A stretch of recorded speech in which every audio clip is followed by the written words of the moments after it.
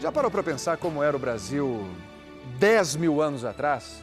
Pois a gente vai mostrar como vivia o povo que chegou aqui milhares de anos antes do descobrimento. Esse povo chegou muito antes até do que os índios. É verdade. Olha, os repórteres Sônia Bride e Paulo Zero visitaram os lugares que contam essa história. Uma história que tem rosto e tem nome. Luzia, a primeira brasileira.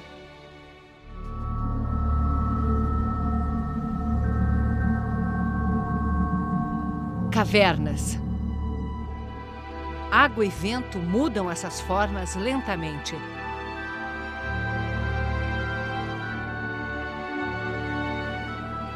Trazem a terra que cobre e preserva milhares de anos de uma história aos poucos descoberta. A chegada ao continente americano da espécie que conquistou o planeta, o Homo sapiens. Como a humanidade chegou até aqui, a milhares de quilômetros de onde a espécie surgiu na África?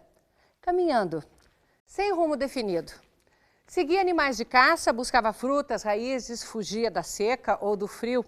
E como não tinha cidades e nem lavouras, uma vez que avançava, também não tinha motivos para voltar para trás. Assim chegou até a América do Sul, a última fronteira da humanidade na incrível jornada da vida.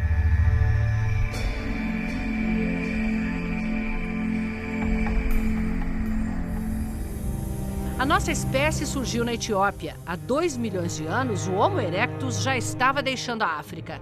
Fósseis desse nosso ancestral foram encontrados na Ásia e em toda a Europa. Há 80 mil anos, o Homo sapiens, a nossa espécie, começou a se espalhar pela África e o resto do planeta. Foram muitas levas de migrações. Ele ocupou a Ásia, chegou à Austrália e Polinésia. Na última era do gelo, Ásia e América ainda eram ligadas por terra. O Homo sapiens atravessou o Estreito de Bering e se espalhou pelo continente. Há 13 mil anos, já ocupava estas cavernas em Lagoa Santa, Minas Gerais, uma das maiores concentrações de fósseis humanos das Américas. A gente realmente está conseguindo ver as crianças, os jovens, os adultos, mulheres, homens, e ter uma noção de como esses grupos se comportavam como uma população. Um povo que tinha rituais. A maior prova está nos sepultamentos revelados sob a poeira milenar. Nós temos 2 esqueletos numa sepultura aparentemente dupla, em que há um indivíduo onde a cabeça estaria sob esse bloco de pedra, as costelas, as costas dele fazem essa curva, aqui estaria a bacia. Por que eles foram enterrados assim? Uma passagem para a vida após a morte? Ou uma homenagem dos vivos à vida que se foi? A região está cheia de mensagens deixadas por eles. Cenas de caça, da incrível variedade de animais que andava por aqui. O primeiro a registrar essas mensagens do passado foi um dinamarquês, Peter Lund, ainda na primeira metade do século XIX. Lund fez muitas descobertas reveladoras. A principal neste lugar, o Sumidouro, onde na época da seca o riacho some para dentro de uma caverna subterrânea que na estação das chuvas transborda formando um lago. Aqui, Peter Lund encontrou fósseis humanos junto com os de animais da chamada megafauna, bichos imensos que foram extintos há 10 mil anos, como a preguiça gigante, o tigre dente de sabre e o xenorrinotério, um parente do cavalo com nariz estranho. Um século e meio depois, nos anos 70, o professor André Proust era um jovem pesquisador da missão francesa que veio estudar a região.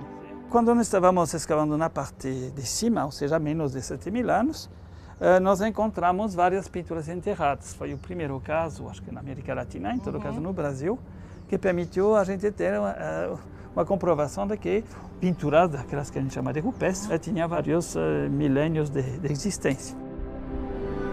Foram anos seguidos de pesquisa até juntar as provas de vida humana aqui há mais de 10 mil anos.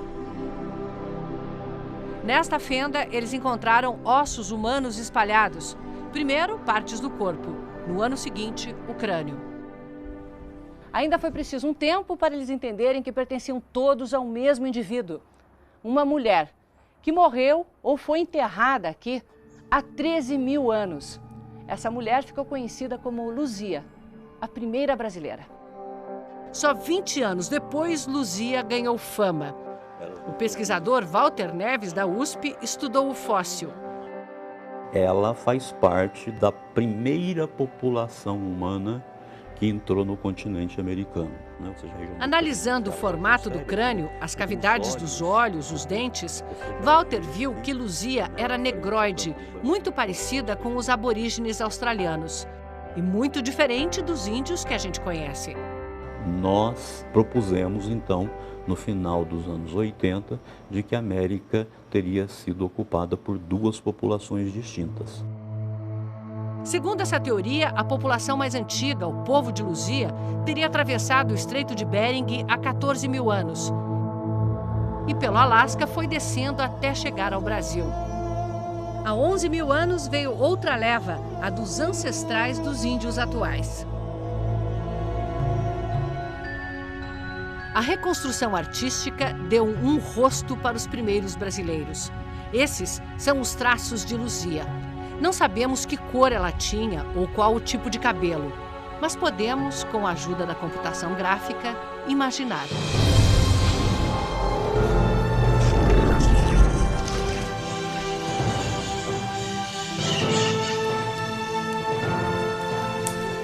E não é só o rosto. A cada vez que os pesquisadores encontram um fóssil, uma ferramenta, restos de uma fogueira, é como se abrissem uma janela para o passado, que nos permite ver e reconstruir a vida que levava o povo de Luzia. Uma vida dura. Poucos passavam dos 35 anos. E eles não viviam nessas cavernas. Eram nômades. Caçavam, colhiam frutas, muitas raízes. Nessas cavernas eles passavam alguns dias, se abrigavam e seguiam em frente. O povo de Luzia era exatamente igual a nós. Tinha as mesmas habilidades, a mesma inteligência que nós.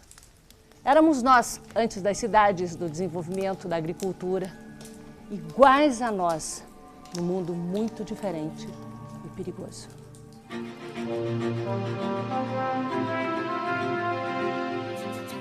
O mundo da megafauna. Tigres dente de sabre. Preguiças gigantes. Como é que iam chegar com a sarabatana, um arquinho igual aos que meu filho brinca, diante de um mastodonte? Diante de uma preguiça gigante que tinha pelo menos 70 centímetros de garra. Era o primeiro astronauta brasileiro, o sopapo que ia receber entrava em órbita. O maior terror do povo de Luzia devia ser correr de um tigre dente de sabre. Por razões que nós não conseguimos explicar, eles não caçavam essa megafauna. Mas entre as 70 mil peças do Museu de Ciências Naturais de Belo Horizonte, o professor Cartelli tem provas de que eles não desperdiçavam a carne se encontrassem o bicho morto, um osso de preguiça gigante. Este osso equivale aqui. É este osso aqui. Esse aqui. Então aqui houve nitidamente um trabalho de arrancar aqui esses cortes. Neste sentido, a natureza não pode fazer isso. O que aconteceu com o povo de Luzia quando os outros chegaram? Em alguns pontos do Brasil, há indícios de que ele sobreviveu até o século XIX. Em alguns locais eles foram completamente substituídos, como, por exemplo, na costa brasileira, você não tem vestígio dessas populações, né? E em algumas regiões houve cruzamento entre essas duas levas. Mas seriam mesmo esses os primeiros brasileiros?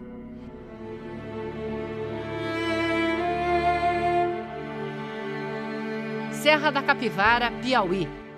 Região arqueológica declarada pela Unesco Patrimônio da Humanidade.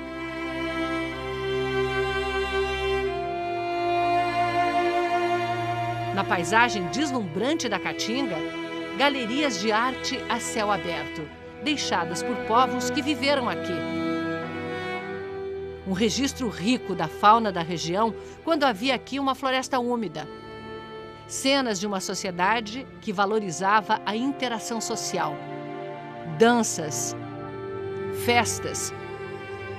Um parto, feito por um xamã para falar da vida ou por um homem que acabou de descobrir a emoção de ser pai? Esses tracinhos são uma espécie de contabilidade, um calendário? Isso é a primeira escrita. Eram povos que tinham tradições, que tinham crenças. Nós escrevemos tudo que nós sentimos.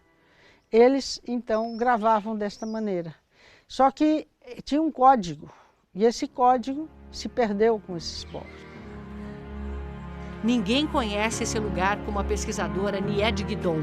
Os estudos liderados por ela tentam mostrar que a chegada às Américas se deu muito antes do povo de Luzia.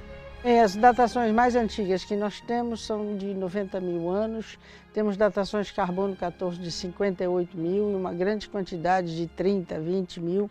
Tudo indica que vieram da África. A teoria dela é de que há mais de 80 mil anos, os primeiros humanos vieram para cá direto da África, cruzando o Atlântico em balsas, empurrados por fortes correntes marinhas. No bem montado Museu do Homem Americano, em São Raimundo Nonato, podemos ver os fósseis humanos encontrados na região. Os esqueletos são mais recentes do que o povo de Luzia. Mas as provas de que o homem estava aqui há mais de 80 mil anos são essas ferramentas de pedra lascada. A datação foi feita com base em carvão encontrado junto com elas. Mas parte da comunidade científica acha que essas pedras não foram moldadas por humanos. Eu era ferrenho opositor das pesquisas da Nied lá na Serra da Capivara, mas há alguns anos ela me convidou para visitá-la e eu analisei essas ferramentas. Eu saí dessa visita, digamos que 99% convencido de que ela está correta. O elo perdido, que vai revelar quando de fato os primeiros brasileiros chegaram, está enterrado em algum ponto do Brasil, esperando para vir à luz. Se você estudar as populações humanas no Velho Mundo até 10 mil anos atrás, todas tinham cara de africanos. 10 mil anos, um piscar de olhos na história da evolução humana. Éramos todos iguais.